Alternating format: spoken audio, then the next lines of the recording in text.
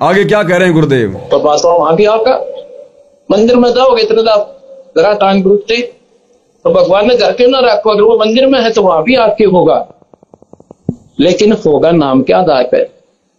नाम होगा तो होगा ना, कति नहीं होगा। चाहे घर में सोच लाई चाहे बाहर लाए, लेकिन होगा नाम के आधार से। अगर नाम नहीं है तो कति नहीं होगा, चाहे बाहर जोत लगाओ चाहे भीतर जोत लगाओ। ये 5वां पॉइंट। अब उन भगत भाई बहनों के थोड़ी सी शंका हो जाएगी जो साध संगति से जुड़े हैं संकल्प लेकर कि भाई यहां तो गुरुजी ने कह दिया कि नाम है तो भाई भगवान का बेड लगाने का, मंदिर लगाने का है, भगवान की पूजा करने का फायदा है, नहीं तो कोई नहीं है ज्योतिवाती करने का। ये आत्मा का साथी है भाई और बहनों, आत्मा का साथी। यहां पर गुरुदेव के संकेतों को समझना है। जिन्होंने नाम ले लिया बहुत अच्छी बात है और मर्यादा में है, बहुत अच्छी बात है। नाम तो आप भी लेने के लिए तैयार हो, लेकिन ले किससे? परिस्थितियां विपरीत हैं। गुरुदेव भगवान जेल में बैठे हैं अपने मिशन के तहत। हम किसी भगत से नाम थोड़ी लेंगे, उन लोगों से नाम थोड़ी लेंगे जो मर्यादा तोड़ तोड़ के आश्रम खोल के बैठे हैं, जिनका कोई नियम नहीं, कोई मर्यादा नहीं, जो गुरु को मानुष मानते हैं, राजनीति करते हैं, सारे उल्टे काम कर रहे हैं। उन लोगों के द्वारा लिया गया नाम हमारा क्या काम करेगा? और विश्वास है कि भगवान पूरे विश्व को नाम देगा, पूरे विश्व को ज्ञान देगा, सबको जगा के जाएगा। तो इतना भी विश्वास होना चाहिए सबरी की तरह। जैसे सबरी ने रामचंद्र का इंतजार किया, हमने भी अपने गुरुदेव भगवान का विश्वास के साथ इंतजार करना चाहिए कि परमेश्वर आएंगे, जेल से बाहर भी आएंगे, दीक्षा भी देंगे। तो लेना तो सभी नाम चाहते हैं लेकिन नहीं ले पा रहे, मजबूरी है। तो यहां पर नाम का मतलब उन भाई बहनों के लिए है गुरुदेव से जुड़ जाना, संकल्प कर लेना। संकल्प कर लेना मतलब अपने गुरु से जुड़ जाना। ये जरूरी नहीं है कि नाम लेंगे तो ही गुरु जी हमें अपनाएगा, नहीं। ये अध्यात्म है, ये रियल परमात्मा है, आत्मा से परमात्मा का संबंध है। नाम तो केवल एक बहाना है। दास पहले भी कह चुका कि नाम तो केवल एक खिलौना है, खिलौना आपस में जोड़ने का। जैसे रोते हुए बच्चे को खिलौना दे दिया जाता है, झुनझुना, वो खुश हो जाता है। नाम केवल एक खिलौना है आत्मा और परमात्मा को जोड़ने का, अन्यथा यह तो आत्मा का साथी है। आपकी यह शंका भी दूर कर देते हैं भाई और बहनों, क्योंकि मालिक साथ संगति में बैठाते तो पूरा समाधान देके बैठाते हैं ना। एक छोटा सा सत्संग सभी भाई बहनों ने सुना होगा, जिसमें गुरुदेव भगवान ने एक बार अपने मुख कमल से जिक्र किया। और भगवान अपने मुख कमल से कोई सत्संग बता दे, कोई बात बता दे, वो कति झूठ नहीं हो सकती।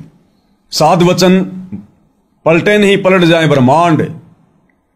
गुरुदेव ने एक सत्संग में जिक्र किया कि एक बुढ़ी अपने दोहितों को लेकर आश्रम में आती है और उसने बताया, सारी कहानी बताई कि जी मेरा दोहिता छोटा सा था, 2-2.5 साल का, 3 साल का। मैंने तो नाम ले रखा था, लेकिन इसके मम्मी पापा ने नाम नहीं ले रखा। वो केवल आपके सत्संग सुनते थे। और ये बच्चा खेलते खेलते, माता, उसका पिता तो कहीं बाहर कोई अपनी नौकरी पे चला गया और इसकी मां अपने घर पे थी, यानी उसकी बुढ़िया की बेटी। वो अपने काम धाम में बिजी थी और वो बच्चा खेलता खेलता पानी की बाल्टी के पास चला गया। बड़ी सी बाल्टी थी, छोटा सा बच्चा था। अब बच्चों की आदत होती है, नटखट होते हैं, उछल कूद करता करता वो बच्चा बाल्टी में गिर गया, पानी से भरी थी। घरवालों ने संभाला नहीं, 2 घंटे हो गए और वो बच्चा 2 घंटे बाल्टी में डूब गया। अब 2-2.5 साल का बच्चा और पानी की बाल्टी में 2 घंटे जीवित रहता है क्या? मर गया, पूरा शरीर नीला पड़ गया। 2 घंटे बाद में परिवार वालों ने संभाला तो देखा बच्चा मरा हुआ पड़ा, पूरा शरीर नीला। बच्चे को लेटा दिया, रोना धोना मच गया। शाम को बच्चे का पिता आया, उस समय मोबाइल शोबाइल नहीं थे। ये पुराने समय की बात बता रहे हैं गुरुदेव। शाम को उसका पिता अपनी नौकरी से आया और उसको पता चला, अब इकलौता बेटा। और गुरुदेव क्या कह रहे हैं कि उसने हृदय से पुकार करी थी, क्योंकि वो सत्संग सुनता था गुरु जी के। और गुरुदेव कह रहे हैं सत्संग में कि सत्संग सुनकर उसने ये हृदय से मान लिया था, हृदय से कि अगर धरती पर कहीं भगवान है तो यही है। उसके पिता ने हृदय से रोते हुए परमात्मा से अर्ज करी। किससे? सत्संग किसके सुनता था? सतगुरु रामपाल जी के। हृदय से पुकार करी कि मैंने सुना है धरती पे परमात्मा है, अगर वास्तव में धरती पे परमात्मा है तो आज मेरा बच्चा जिंदा हो जाए। गुरुदेव भगवान कह रहे हैं उसी समय वो बच्चा हिचकी लेके खड़ा हो गया जो 2 घंटे से बाल्टी में पड़ा हुआ था, पानी में मृत घोषित। उन्होंने नाम नहीं ले रखा था, ना उस बच्चे की मां ने ना उसके पिता ने, केवल सत्संग सुनते थे और हृदय से मान लिया था कि ये पूर्ण संत है। परमात्मा भी नहीं माना था, परमात्मा तो वो भी दाढ़ी मूछ वाले को मान रहे थे, लेकिन ये मान लिया था कि ये पूर्ण संत है। और कहा कि अगर धरती पर भगवान है, सुना है कि धरती पर परमात्मा है, अगर वास्तव में है तो आज मेरा बच्चा जिंदा हो जाए। गुरुदेव ने बताया 2 सेकंड में बच्चे ने हिचकी ली और तुरंत खड़ा हो गया। सुनिए गुरुदेव भगवान के मुख कमल से, फिर बताएंगे आपको नाम क्या होता है, संकल्प क्या होता है। समय जब चले अकेला, फिर रोएगा तू कि मेरा कुछ भी नहीं रहा, मेरे साथ कोई चल नहीं रहा, ये क्या बनी। और परमात्मा कहते मैं रोज बताया करता, प्रतिदिन ही सब समझाया करता, तेरा साथी कोई नहीं है, तेरा साथी मैं हूं, मुझे तू भूल चुका है। तेरा यहां भी जो संस्कार है बच्चों का, परिवार का, माता पिता, भाई बहन, पति पत्नी का, इसने भी मैं सेट करवाऊंगा, थारा सुलझेड़ा करवाऊंगा, तुम्हारा इस संस्कार को ढंग से निमटवा दूंगा सबका जो मेरी शरण में आगे, और फिर सारा न मोक्ष कर दूंगा। अब कहते हैं कह कबीर शरण गह मेरी, वो रक्षा जल थल की। दास ने आपको एक दिन और बताया था, एक माई अपने दोते को लिए खड़ी यहां मिलने के लिए, 1.5 महीना हो गया, और वो लड़का होगा ज्यादा से ज्यादा 1 वर्ष का, 1.5 वर्ष का। वो क्या बता रही थी कि एक बड़ा बाल्टी थी, उस बाल्टी में चढ़ गया। नो मतलब बच्चा चढ़ता चढ़ता भरी थी पानी बाल्टी की, मुंह गिर गया। और हम कहीं बातें कर रहे थे, काम कर रहे थे।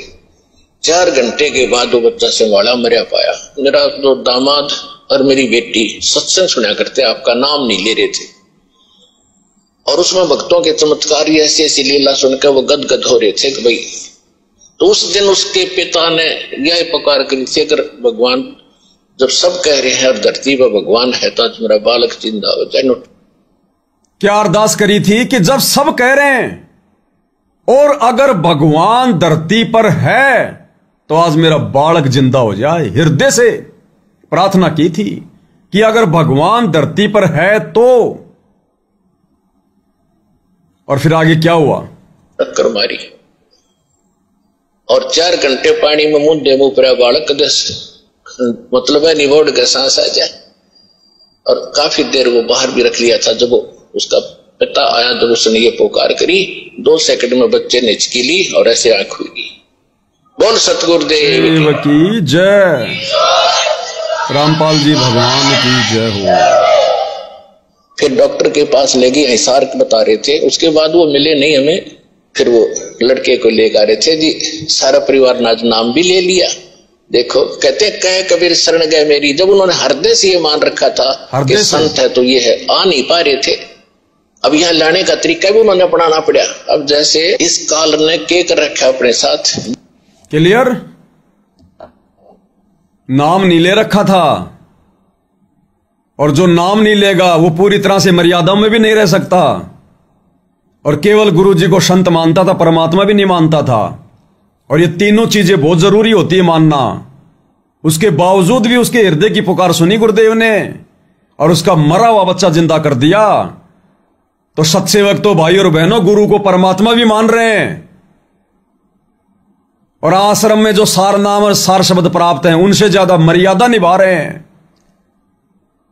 तो क्या परमेश्वर इनकी नहीं सुनेगा? क्या इनके साथ नहीं है क्या? इन आश्रमों से मर्यादा विहीन लोगों से नाम दीक्षा लेंगे तभी सुनेगा क्या भगवान? ये आत्मा का साथी है, आत्मा का साथी। बीच में किसी एजेंट की जरूरत नहीं, कोई दलाल की जरूरत नहीं। जब हमारा भगवान आएगा तब नाम लेंगे, वरना संकल्प लेकर हृदय से परमेश्वर मानकर मर्यादा में रह की भक्ति कर रहे हैं। जब परमेश्वर ने ऐसे ऐसे मर्यादाहीन लोगों के बच्चों को जिंदा किया है, तो अपने संकल्प दीक्षा वाले मर्यादित बच्चों को नहीं संभालेगा क्या?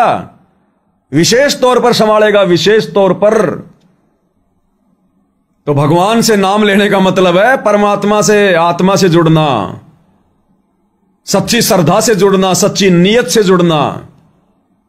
ऐसे सैकड़ों उदाहरण है, सैकड़ों। तो परमेश्वर धरती पर है, ये गलती ना करें भाई और बहनों। अब गलतियों की गुंजाइश नहीं है बिल्कुल भी। तो भाई और बहनों, सारी बात उम्मीद करूंगा भाई बहनों के समझ में आ गई होगी। हम केवल अपनी भक्ति से पार नहीं हो सकते। अपनी भक्ति तो केवल इसलिए कर रहे हैं, परमात्मा करवा रहे हैं कि सतलोक में हमने सेकंड डिवीजन में रहना है या फर्स्ट डिवीजन में रहना है। बाकी तो गुरुदेव की मेहर प्राप्त करनी पड़ेगी, लहर की मेहर, विशेष आशीर्वाद।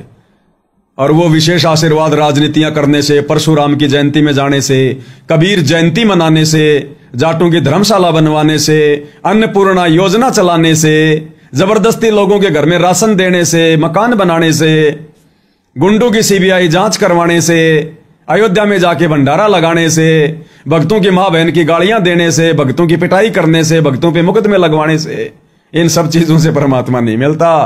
काल प्राप्ति होती है, काल प्राप्ति।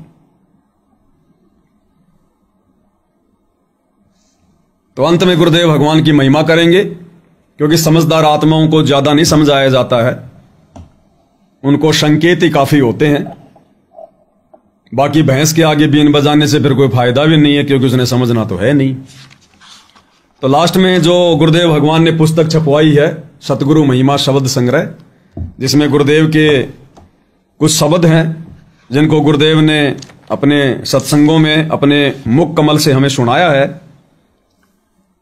उसमें से आज, क्योंकि समय ज्यादा नहीं, इसलिए छोटा सा ही शब्द लेंगे परमात्मा का।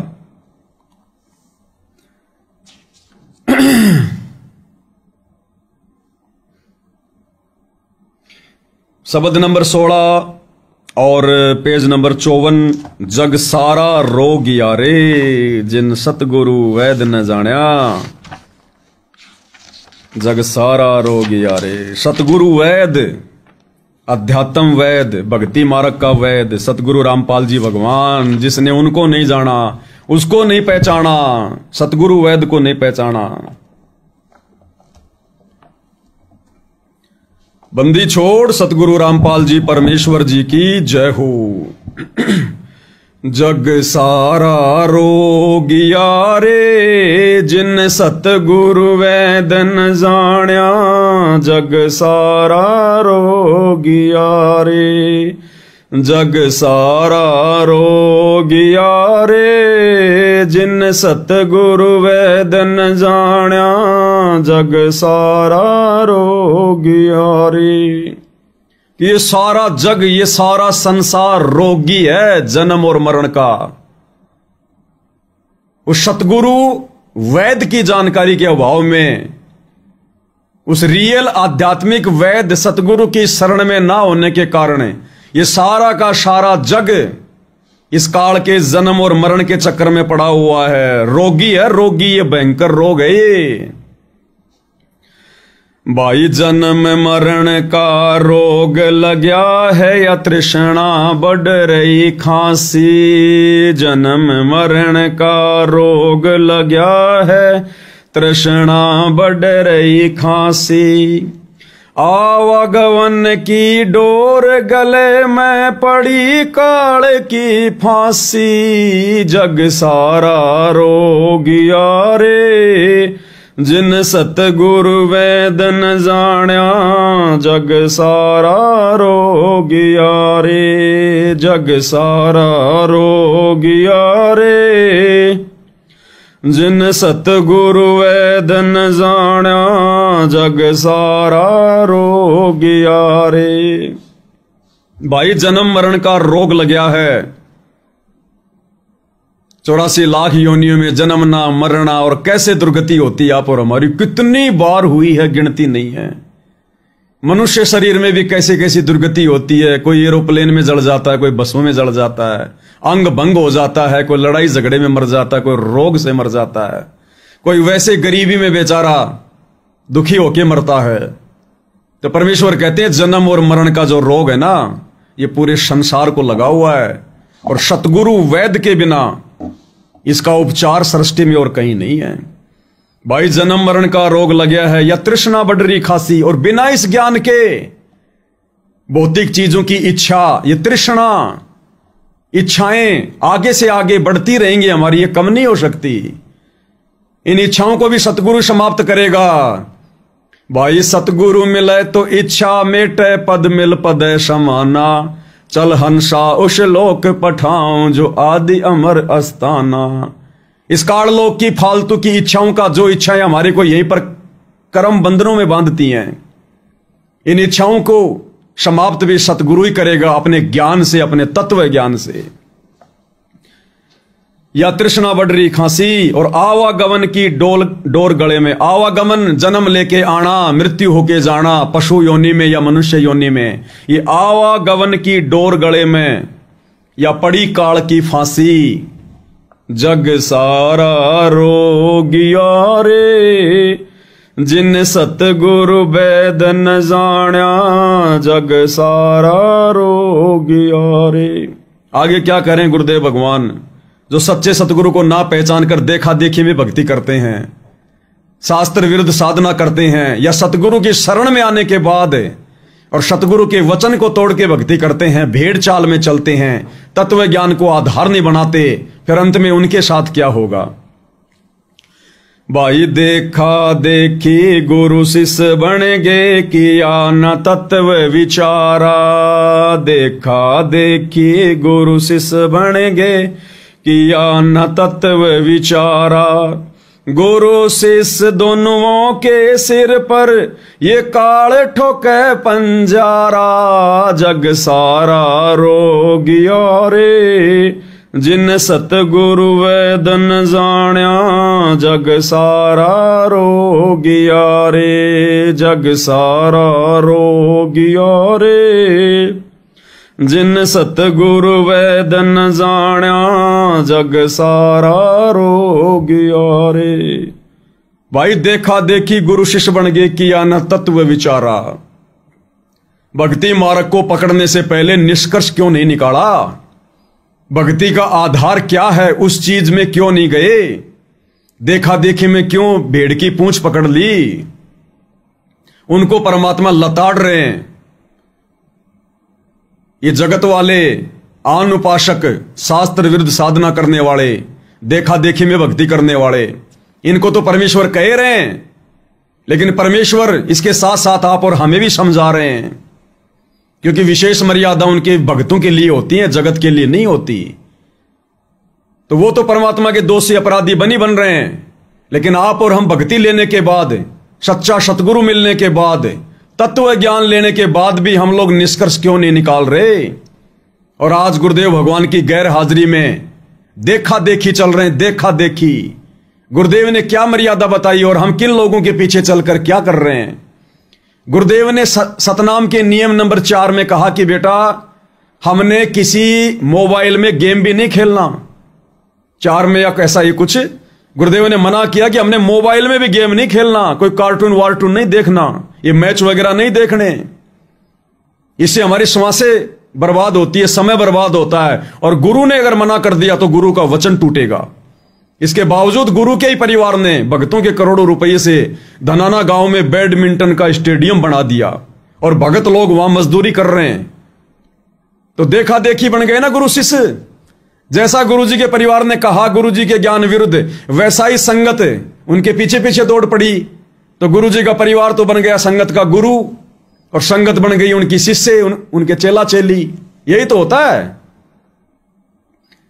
अगर आप गुरुजी के चेला चेली होते आश्रम में जाने वाले वास्तव में, तो आप गुरुजी के परिवार के पीछे गुरुजी की मर्यादाओं को तोड़ने वाले कार्य ना करते। तो आपने किसकी बात को ज्यादा महत्व दिया, अपने गुरु की बात को, गुरु के वचन को, गुरु मर्यादाओं को, या गुरुजी के परिवार की मनगढ़ंत बातों को। गुरु ने तो खेल भी खेलना मना किया, किसी का सहयोग भी नहीं करना, मोबाइल में भी नहीं खेलना। और तुम लाखों की संगत ने दान का पैसा दे दे के और धनाना में बैडमिंटन का स्टेडियम बनवा दिया और खुद वहां पर नौकरी कर रहे हो, बेलदारी कर रहे हो, मजदूरी कर रहे हो। ये होती है देखा देखी। तुम लोगों ने वो तत्व विचार नहीं किया न तत्व विचारा, गुरुदेव के तत्व ज्ञान पर विचार नहीं किया भाई। देखा देखी गुरु शिष्य बन गए, किया न तत्व विचारा। गुरु जी के परिवार ने कहा कि चलो जी परशुराम की जयंती में, राजनेताओं की रैली में, और तुम दौड़ लिए। तुमने गुरु के तत्व पर कहां विचार किया? तुम तो गुरु जी के परिवार के पीछे अंधे होके चल रहे हो। तो ये वाणी यहां फिट होती है संगत पे भाई। देखा देखी गुरु शिष्य बन गए, किया न तत्व विचारा। और फिर क्या होगा अंत में? गुरु शिष्य दोनों के सिर पर काल ठोके पंजारा। पंजारा यानी 5 मुंह का भाले जैसा नुकीला एक होता है हथियार। कहते हो काल के दूत फिर वो ठोकेंगे देखा देखी में चलने वालों के। जग सारा रोगिया रे, जिन सतगुरु वैद न जाना।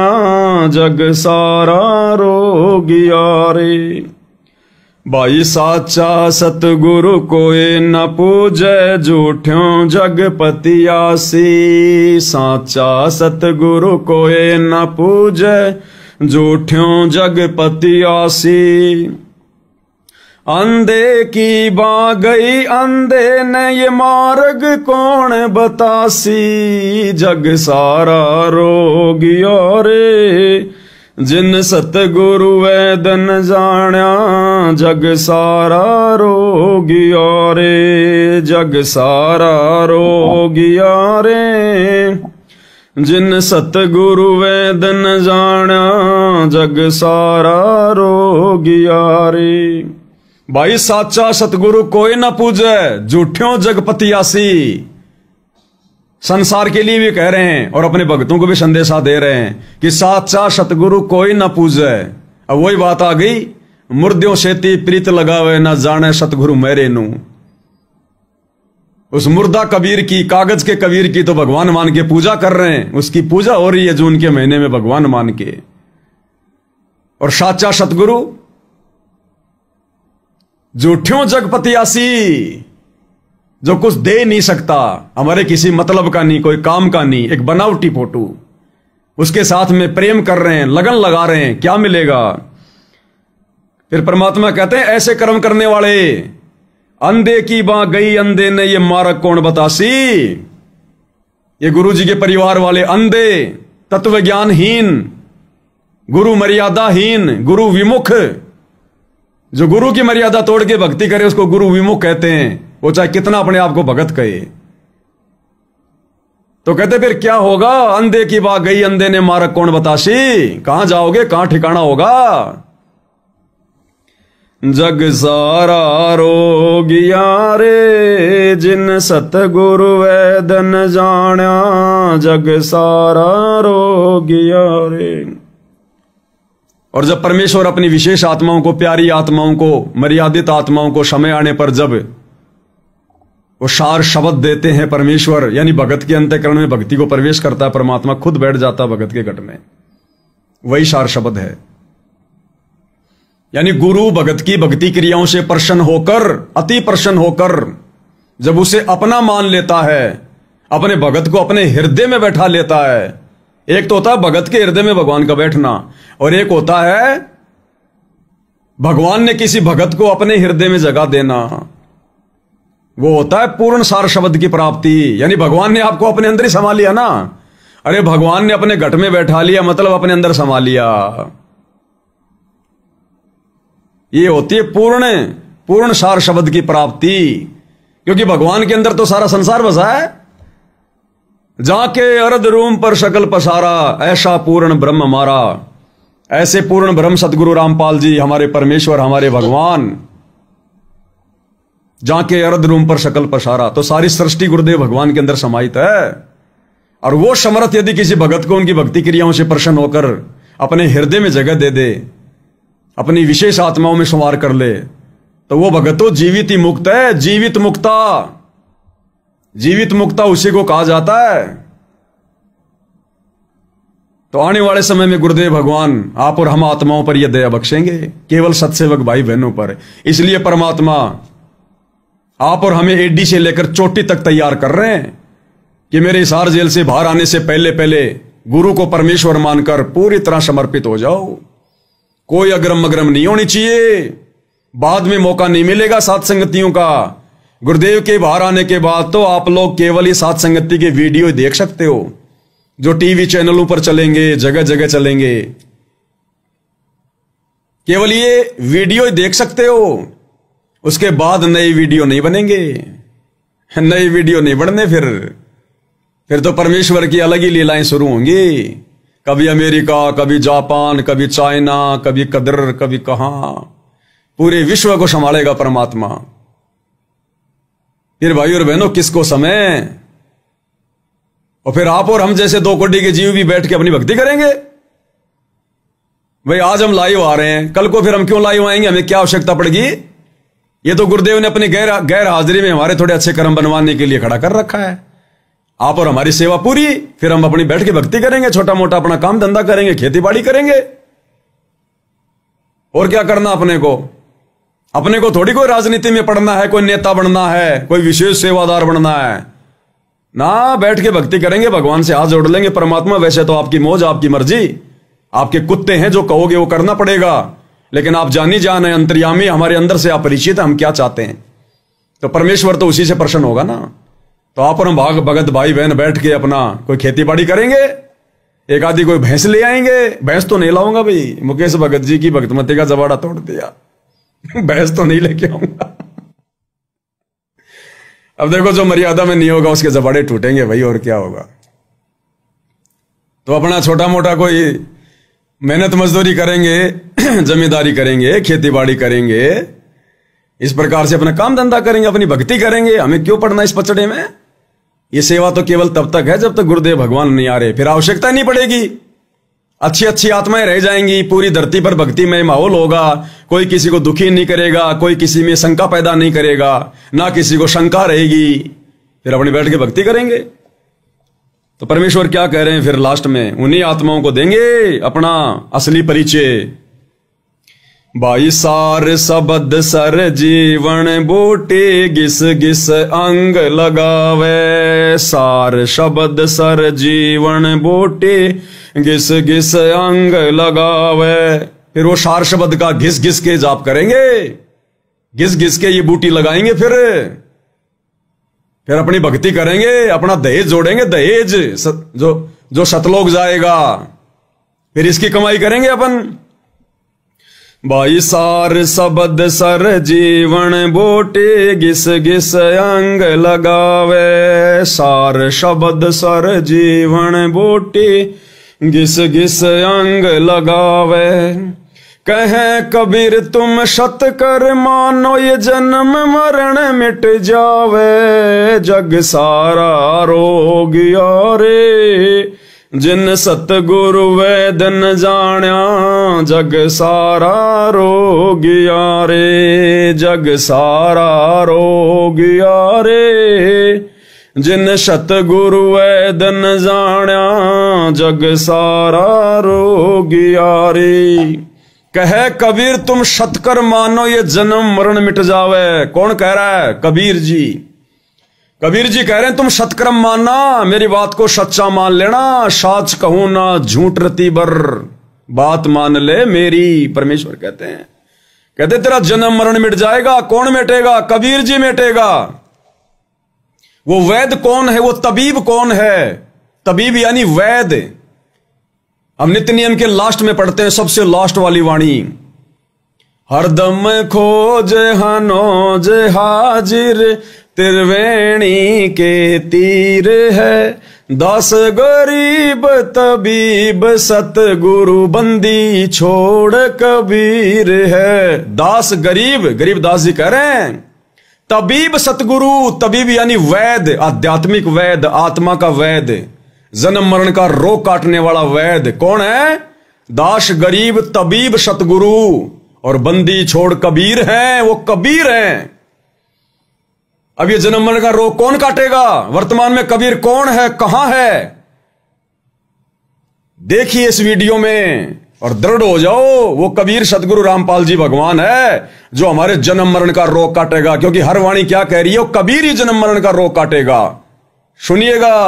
तो जब तक वो संत नहीं मिलेगा, एती उम्र बुलंद मरेगा अंतरे, क्योंकि सतगुरु लगे न कान न बैठे वो संतरे।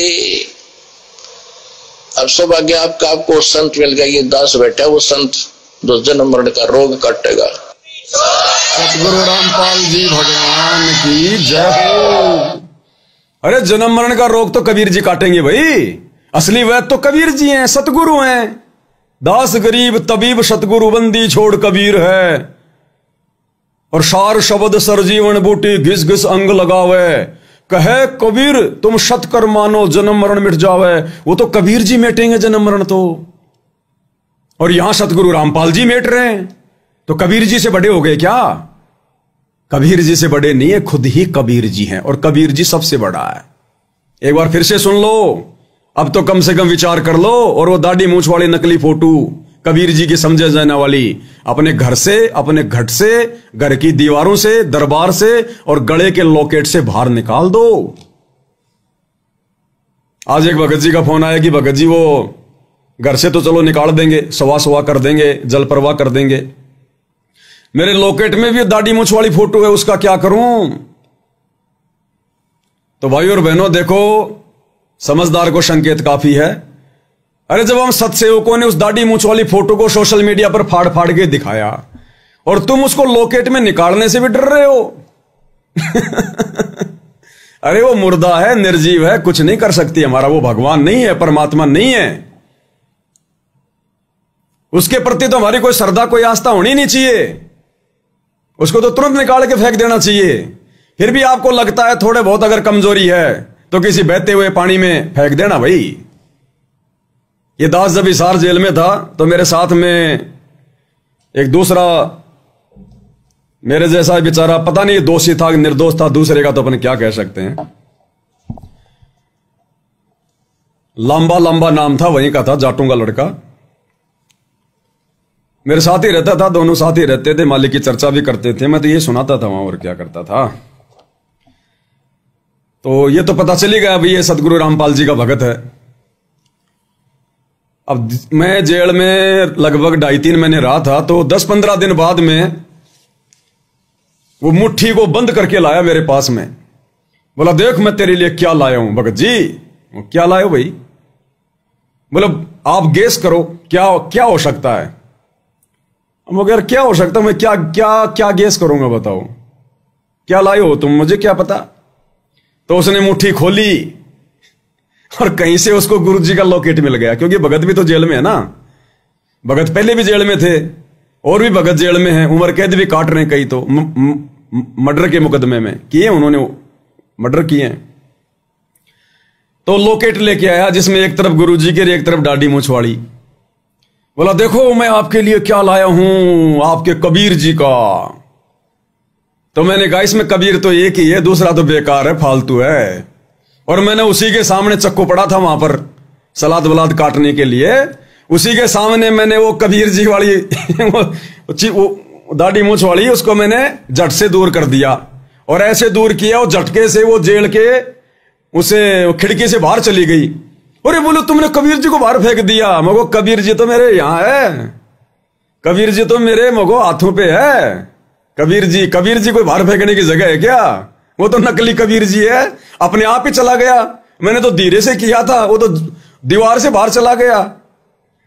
तो बोला ये क्या कारण है? मगो ये कारण समझने के लिए समय चाहिए, जेल में थोड़ी समझ में आएगी तेरे ये कारण क्या। ये कारण जो बाहर बैठे हमारे भगत भाई बहन 20-20 साल से भक्ति कर रहे हैं, उनके समझ में नहीं आ रहा, तेरे कैसे समझ में आएगा? तो भाई और बहनों, हमने कोई वो नहीं करना, इसमें श्रद्धा भी नहीं रखनी बिल्कुल भी। वो तो कागज का टुकड़ा है, भगवान की तो मजबूरी थी उसको आगे करके दिखाना, क्योंकि गुरुजी को उस समय कोई कबीर नहीं मान रहा था। अब इतना ज्ञान दे दिया गुरुदेव भगवान ने, एडी से चोटी तक का। अब भी हमारी श्रद्धा रहेगी क्या उसमें? अगर जरा भी उसमें श्रद्धा रही, हमारी बात नहीं बनेगी, फिर बिल्कुल बात नहीं बनेगी। जैसे गुरुजी कहते हैं कि ये पुराने सत्संगों में कि नाम भी ले लेती थी माता बहने, और फिर किसी के कहने से वो माता भी धोख लेती थी कि कदे वो माता कोई नुकसान कर दे। तो गुरुजी कहते उस माता ऊपर कुत्ता मुत है, वो क्यों ना मर गई यार, रे भोली सी दुनिया सतगुरु बिन कैसे सरिया।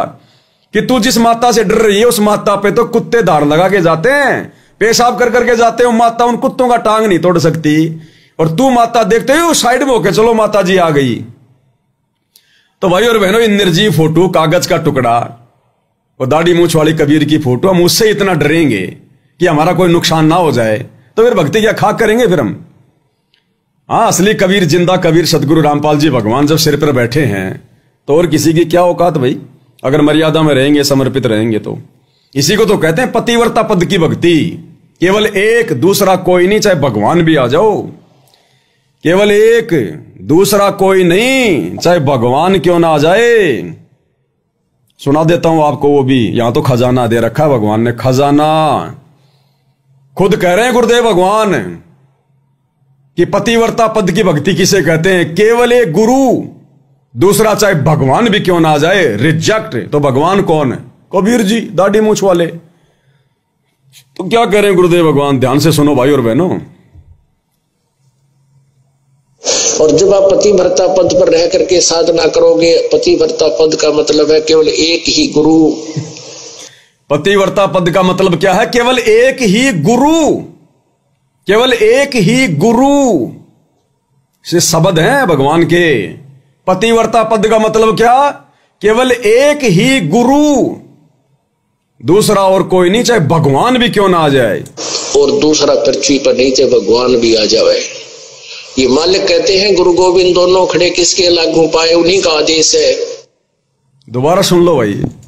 और जब आप पतिव्रता पद पर रह करके साधना करोगे, पतिव्रता पद का मतलब है केवल एक ही गुरु, और दूसरा पृथ्वी पर नहीं, चाहे भगवान भी आ जाए। ये मालिक कहते हैं गुरु गोविंद दोनों खड़े किसके लागू पाए, उन्हीं का आदेश है। बताओ फिर किस बात का डरना? और फिर भी थोड़ा बहुत डर है तो बहते हुए पानी में डाल देना कहीं भाई और बहनों, कुछ नहीं होना जाना।